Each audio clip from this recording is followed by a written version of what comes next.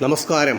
മഹാന്മാരുടെ ജീവിതത്തിലെ പ്രധാനപ്പെട്ട ചില സംഭവങ്ങൾ നിങ്ങളുമായി പങ്കുവെക്കുന്നതിൽ ഇന്ന് അമേരിക്കൻ സഖ്യസേനയിലെ ജനറലായ റോബർട്ട് ലീയുടെ ജീവിതത്തിലെ ഒരു കഥയാണ് പങ്കുവെക്കുന്നത്.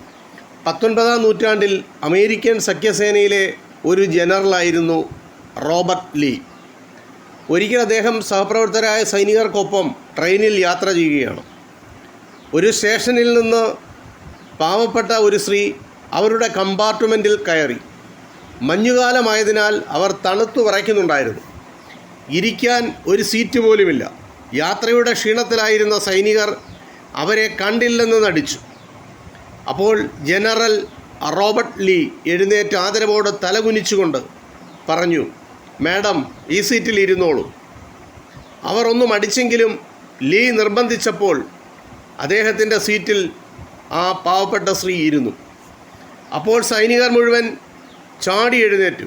തങ്ങളുടെ ജനറലിന് സീറ്റ് നൽകുകയായിരുന്നു അവർ. അത് കണ്ട് റോബർട്ട് ലീ പറഞ്ഞു, "കപടമാന്യന്മാരെ, ഈ പാപം സ്ത്രീക്ക് സീറ്റ് നൽകാൻ സന്മനസ്സില്ലാത്ത നിങ്ങൾ നൽകുന്ന സീറ്റ് എനിക്ക് ആവശ്യമില്ല." ജനറലിൻ്റെ ഈ തൻ്റെ ഇടത്തോടെയുള്ള ഈ മറുപടി കേട്ട് സൈനികർ ലജ്ജിച്ച് മുഖം താഴ്ത്തി. ഇത് അദ്ദേഹത്തിൻ്റെ ജീവിതത്തിലെ ഒരു സുപ്രധാനമായ, അവിസ്മരണീയമായ, മറക്കാനാവാത്ത ഒരു സംഭവകഥയാണ്. ഈ കഥ ഇത്രമാത്രം. നന്ദി, നമസ്കാരം.